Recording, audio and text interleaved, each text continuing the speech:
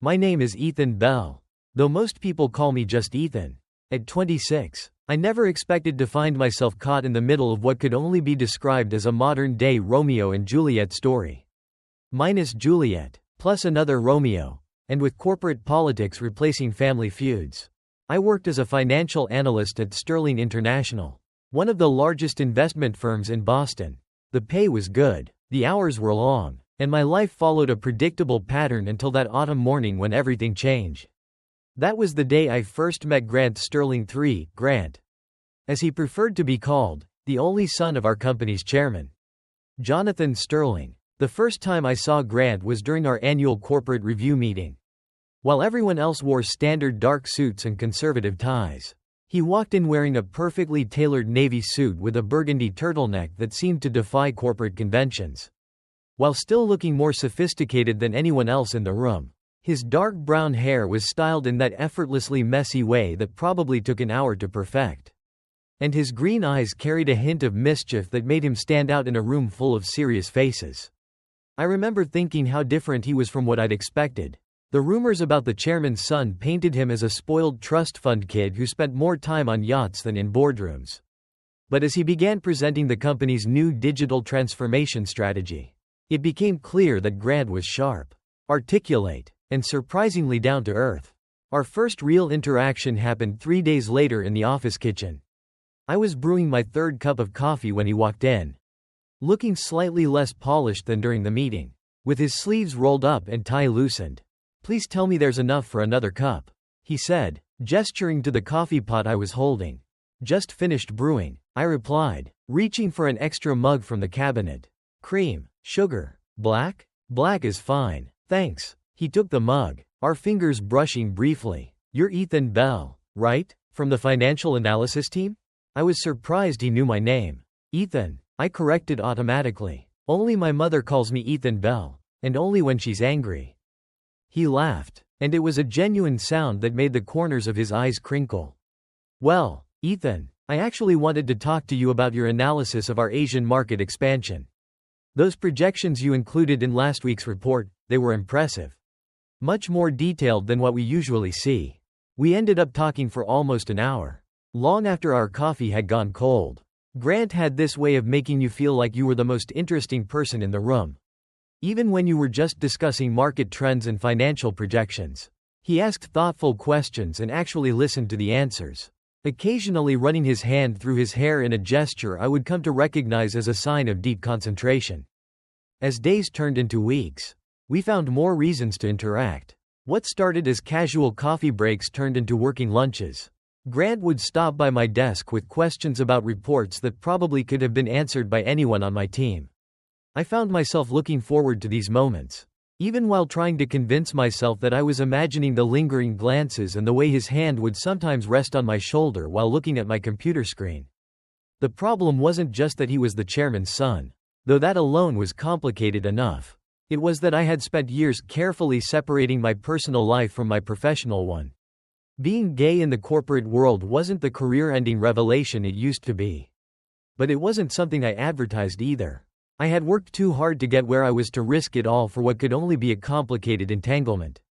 But Grant had a way of making all my carefully constructed walls seem paper-thin. The turning point came during a late October evening.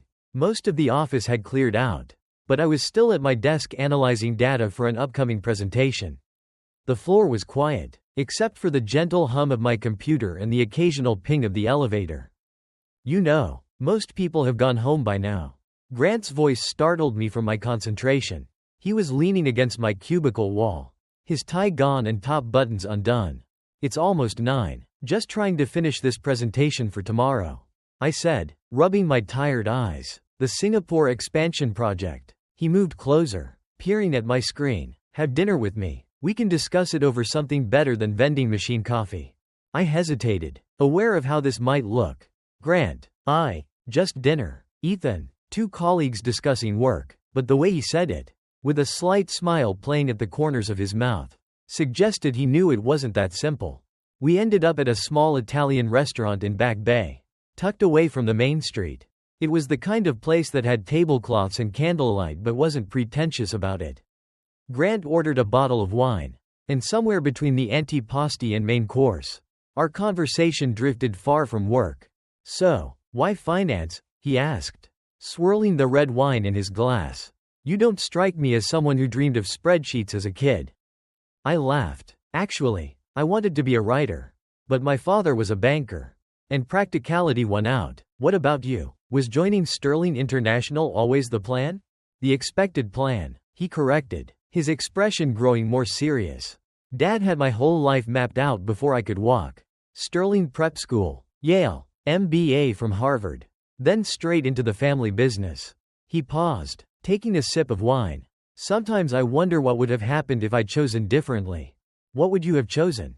"Architecture," he said without hesitation. "I love the idea of creating spaces that affect how people live, how they interact. Instead, I'm managing other people's money." The vulnerability in his voice made something shift between us. This wasn't just the chairman's son anymore. This was someone who understood what it meant to live under expectations. "Do you ever regret it?" I asked softly. "Sometimes. But then I think about the good we can do with this position, the philanthropic initiatives, the sustainable investment projects." He leaned forward slightly. "Speaking of which, there's an environmental technology conference in New York next weekend. Dad wants me to attend. I could use someone with your analytical skills to help evaluate potential investments." My heart rate quickened. "Are you asking me to go to New York with you?" "Professionally speaking, yes." His green eyes held mine. "But I wouldn't mind getting to know you better outside of work either." The moment hung between us, heavy with possibility and danger. I knew I should say no. This could complicate everything, my career, my carefully organized life. But something in the way he looked at me made all those concerns seem distant. "What time does the conference start?" I heard myself ask. The smile that spread across his face made my heart skip. "I'll have my assistant send you the details." The next week was a blur of preparation and anticipation. I told myself I was just being thorough when I packed and repacked my suitcase 3 times. When I spent an hour deciding which ties to bring. When I researched every company that would be at the conference. The flight to New York was short. But sitting next to Grant in first class, his insistence made me acutely aware of every minute. He spent most of the time reviewing conference materials, occasionally asking for my opinion, his shoulder brushing against mine whenever he leaned over to show me something. The hotel was exactly what you'd expect for someone with the Sterling name, all marble floors and crystal chandeliers. Grant had booked us connecting rooms, for convenience, he said, though the look in his eyes suggested other possibilities. That first evening in New York would change everything. That evening in New York started innocently enough. After checking in, Grant suggested we review our conference schedule over drinks in the hotel's rooftop bar. The Manhattan skyline sparkled behind the floor-to-ceiling windows, creating an almost dreamlike atmosphere. "Beautiful view," I commented, trying to focus on the city lights rather than how Grant looked in the soft ambient lighting. "It is," he agreed, but when I turned, I found him looking at me instead of the skyline. The intensity in his eyes made my breath catch. We discussed the conference agenda, but the conversation kept drifting to more personal topics. Grant told me about growing up under the weight of the Sterling name, about his mother, who passed away when he was 12, about the pressure of being the sole heir to a financial empire. I shared stories about my own family, my supportive but traditional parents in Connecticut, my younger sister who was the only person who truly knew me. "Have you told them?" Grant asked quietly, understanding immediately what I meant about my sister knowing me. "Your parents, I mean." I shook my head. It never seemed like the right time. "What about you? Does your father know that I'm gay?" Grant smiled wryly. "I think he suspects, but we maintain this unspoken agreement not to discuss it. The Sterling legacy is everything to him, continuing the family line, maintaining appearances." The vulnerability in his voice made me reach out instinctively. Placing my hand over his on the table, he turned his palm upward, intertwining our fingers, and suddenly the air between us felt charged with electricity. "We should probably head back," I suggested, though everything in me wanted to stay in that moment. "Early start tomorrow." We nodded, but didn't let go of each other's hand until we reached the elevator. The ride-up was silent, filled with unspoken tension. When we reached our floor, he followed me to my room. "Ethan," he said softly as I fumbled with my key card. "I know this is complicated, the company, my father, Everything, but I can't pretend I don't feel something here. I turned to face him, finding him closer than I expected. Grant, we should think this through. If anyone at work found out.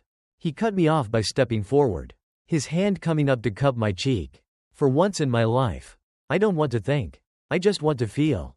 The kiss, when it came, was gentle at first, a question more than a demand. But when I responded, pulling him closer, it deepened into something more urgent, more desperate. We stumbled into my room, the door clicking shut behind us. That night changed everything. We talked for hours, sharing hopes, fears, and dreams between kisses. Grant confessed that he'd noticed me long before the coffee kitchen encounter. That he'd specifically requested my financial reports because he wanted an excuse to talk to me. I admitted that I'd been fighting my attraction to him since that first meeting. Morning found us tangled in hotel sheets, the dawn painting the room in soft blues and grays. Grant was tracing patterns on my shoulder when his phone buzzed. His father requesting his presence at a pre-conference breakfast meeting. Reality calls. He sighed, pressing a kiss to my temple before reluctantly getting up. The conference itself passed in a blur of presentations and networking, stolen glances across crowded rooms, and brief touches when no one was looking. In public, we maintained professional distance, but our evenings were filled with room service dinners, shared confidences, and an increasing certainty that what we had was more than just a weekend affair. The complications of our situation became apparent as soon as we returned to Boston. At work, we had to pretend nothing had changed. But everything had. Every executive meeting became an exercise in self-control. Every casual interaction had to be carefully measured to avoid suspicion.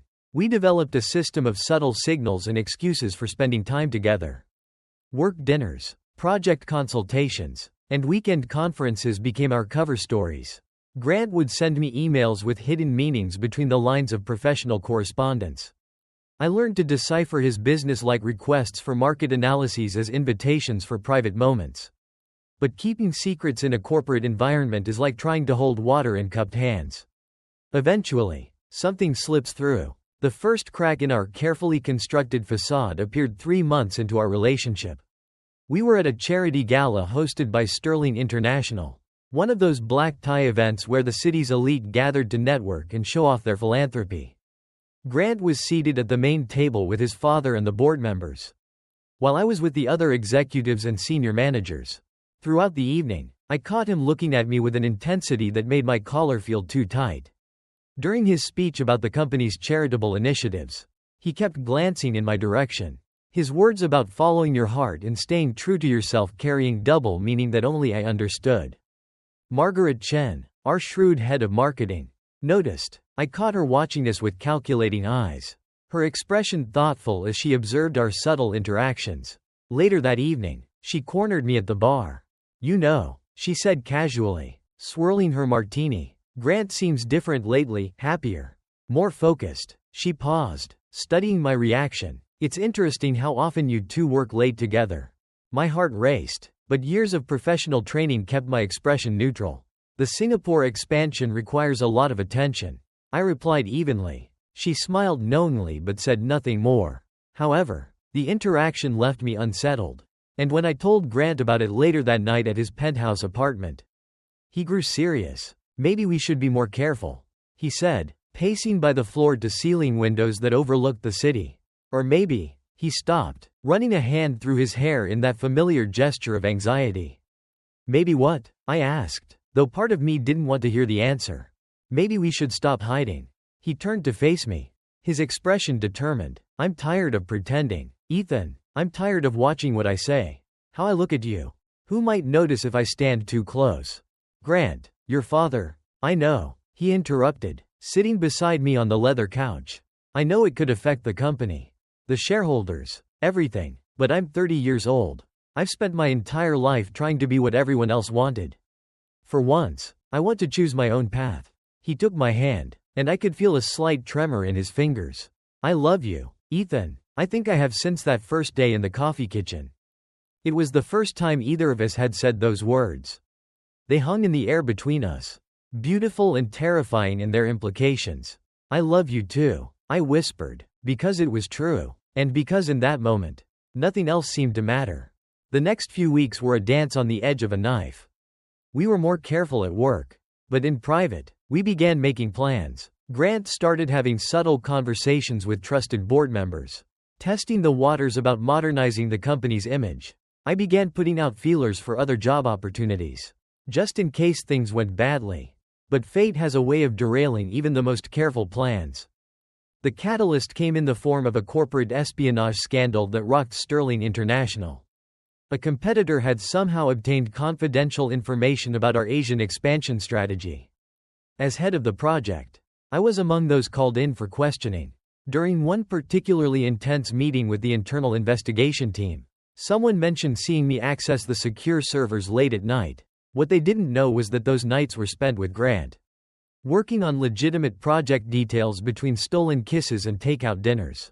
The investigation put us under a microscope, and suddenly our careful excuses for spending time together began to unravel. Rumors started circulating. Whispers followed us through the corridors. Even Jonathan Sterling, usually absorbed in high-level strategy, began paying more attention to his son's daily activities. The breaking point came during a board meeting where the leak investigation was being discussed. One of the board members suggested installing surveillance cameras in all working areas, including private offices. Grant, sitting next to his father, visibly tensed. "That won't be necessary," he said, his voice steady but strained. "I can explain the late-night server access." I felt my blood run cold as he stood up. 20 pairs of eyes turned to him, including his father's steely gaze. "Grant, William," Jonathan Sterling's voice held a warning, as if he suddenly realized what his son was about to do. Grant looked at me briefly, his eyes asking a silent question. I gave him an almost imperceptible nod. Whatever happened next, we would face it together. "Dad, members of the board," Grant began, his voice gaining strength. "Ethan Bell has been accessing those servers under my authorization. We've been working together on the Asian expansion project, among other things." He paused, taking a deep breath. But that's not the whole truth. The boardroom was silent enough to hear a pin drop. I could see Jonathan Sterling's knuckles turning white as he gripped the armrests of his chair. "Ethan and I are in a relationship," Grant continued. "We have been for several months. The late-night access to company servers was legitimate work. But yes, we were working together because we wanted to spend time together.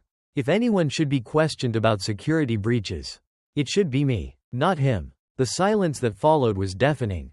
Jonathan Sterling slowly stood up, his face a mask of controlled fury. "We'll discuss this in private," he said through clenched teeth. Meeting adjourned. As the board members filed out, some avoiding eye contact, others shooting curious glances our way, I remained seated. Grant's father turned to me. "Mr. Bell, I believe you should leave." "No," Grant said firmly. "If we're having this conversation, Ethan stays. He's part of this." What followed was the most intense hour of my life. Jonathan Sterling paced the boardroom like a caged lion, alternating between cold fury and calculated reasoning. He talked about family legacy, about shareholder confidence, about the conservative nature of our major clients. "Have you completely lost your mind?" he demanded of Grant. "Do you have any idea what this could do to the company? To our reputation? Times have changed, Dad," Grant argued. "Many of our competitors have openly LGBTQ+ executives. It hasn't affected their business. This isn't about that." Jonathan slammed his hand on the table. "This is about you carrying on a secret relationship with a subordinate. Do you have any idea of the legal implications? The potential conflicts of interest? I'm willing to step down from my position," I offered quietly. Both men turned to look at me. "No," Grant said immediately. "You've done nothing wrong. You're one of our best analysts." "He's right," Jonathan said unexpectedly. "Your work has been exemplary, Mr. Bell." Which makes this situation even more complicated. He sat down heavily, suddenly looking older. "Grant, William, you're my only son. Everything I've done to secure your future. The company's future. I know, Dad." Grant's voice softened. "But my future has to be my choice. I love Ethan. That's not going to change, whether it's public knowledge or not." Jonathan Sterling studied us both for a long moment.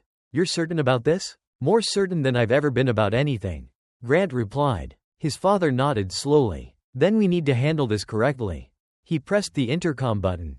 "Margaret, please come in." To my surprise, Margaret Chen entered immediately, as if she'd been waiting outside. She didn't look surprised by the situation at all. "I assume you've already figured this out," Jonathan said to her. She smiled slightly. "I had my suspicions. I've also been preparing contingency plans should they be needed.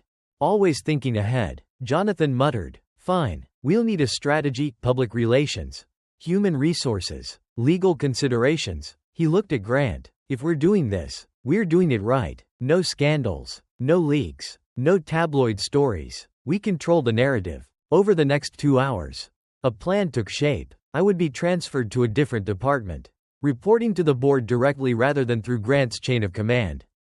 Our relationship would be disclosed to HR and the ethics committee. Margaret would prepare a carefully worded press release focusing on Sterling International's commitment to diversity and inclusion. "And William," his father added as we were wrapping up, "your mother would have been proud of your courage today. I haven't always been understanding, but she would have known exactly how to handle this." Grant's eyes glistened at the mention of his mother. It was the first time I'd heard his father speak of her. As we left the boardroom, emotionally exhausted but relieved, Grant squeezed my hand. "Thank you for staying," he whispered. "Always," I replied. The following weeks were a whirlwind of meetings, policy changes, and carefully orchestrated public relations. The story broke in the financial press, but Margaret's skilled handling kept it focused on Sterling International's progressive leadership rather than any hint of scandal. The media coverage was surprisingly positive, thanks to Margaret's masterful handling. The Wall Street Journal ran a piece titled, "Sterling International Leads Wave of Corporate Culture Change," while Forbes featured Grant in their 40 under 40 inches list, praising his bold leadership in bringing transparency and authenticity to the traditionally conservative financial sector. Of course, not everything was smooth sailing. Some conservative clients threatened to pull their investment, but for every account we risked losing, 2 new progressive investors showed interest. Jonathan Sterling, ever the strategist, began to see the business advantages of our situation. The company's image was transforming from an old-guard financial institution to a modern, inclusive corporation. Grant and I moved in together 6 months after our relationship became public. We found a brownstone in Beacon Hill, perfectly situated between modern and traditional, just like our lives had become. The housewarming party was an interesting mix. My family, who had finally learned the truth and were making efforts to understand, Grant's father, who brought an absurdly expensive bottle of wine and actually smiled more than once, and our closest friends from work, including Margaret, who had become our strongest ally. "You know," Grant said one evening as we sat on our rooftop terrace, watching the sunset over the Charles River, "I never thought it would turn out like this. I expected disaster when we came out." I leaned into him, remembering those tense early days. "Your father surprised everyone. He's still adjusting." Grant chuckled. "But yesterday he actually asked if you were coming to the family Christmas gathering in Vermont." Pretty sure that's progress. The company had changed too. Our story had somehow opened the floodgates. Other employees began feeling more comfortable being open about their lives. Sterling International established an LGBTQ+ employee resource group, with Grant as its executive sponsor. We implemented new diversity and inclusion policies, and our hiring practices became more progressive. 1 year after our boardroom confession, Jonathan Sterling announced his partial retirement. While maintaining his position as chairman of the board, he handed over the CEO position to Grant. The announcement came during the company's annual charity gala, the same event where Margaret had first confronted me about our relationship. "Sterling International has always been about legacy," Jonathan said in his speech. "But legacy isn't just about maintaining tradition, it's about growing, evolving, and becoming better. My son has taught me that." He turned to Grant. "You've shown me that strength comes in many forms. And leadership means having the courage to be yourself." I watched from my seat as Grant took the podium, looking confident and completely at ease. He spoke about the company's future, about combining traditional values with progressive thinking. His eyes found mine in the crowd as he talked about the importance of authenticity and leadership. Later that night, after the celebrations had wound down, we walked hand in hand through the public garden. The spring air was crisp, and the trees were just beginning to bloom. "I have something to ask you," Grant said, stopping by the bridge over the lagoon. My heart skipped a beat as he reached into his pocket and dropped to one knee. "Ethan Bell," he said, his voice trembling slightly. "You've helped me become who I was always meant to be. You gave me the courage to live truthfully. Will you marry me?" The ring was simple, platinum. Elegant but understated, just like our relationship had become. Tears blurred my vision as I pulled him up into a kiss. "Is that a yes?" He laughed against my lips. "Yes," I whispered. 1,000 times yes. Our wedding was held the following spring in the garden of the Sterling family estate. Jonathan Sterling stood proudly as Grant's best man, while my sister served as my attendant. Margaret insisted on handling all the press coverage herself, ensuring our private moment wasn't overshadowed by business news.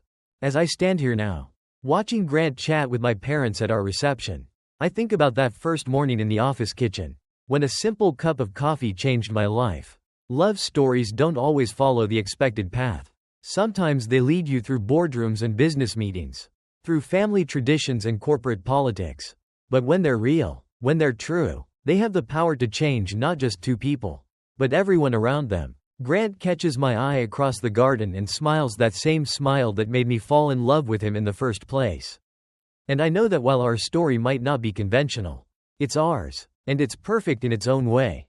The Sterling legacy continues, but it's different now. It's about more than just financial success, it's about authenticity, courage, and the power of being true to yourself. And as Grant takes my hand under the spring sunset, I know that some risks are worth taking, some battles worth fighting, and some loves worth changing the world for.